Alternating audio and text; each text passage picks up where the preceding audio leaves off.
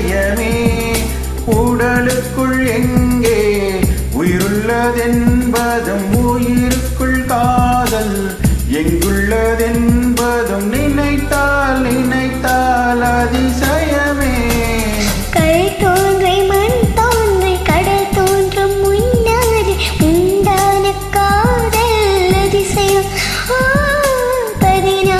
வயதான பருவத்தில் எல்லாருக்கும் படரிந்த காதல் அதிசயம்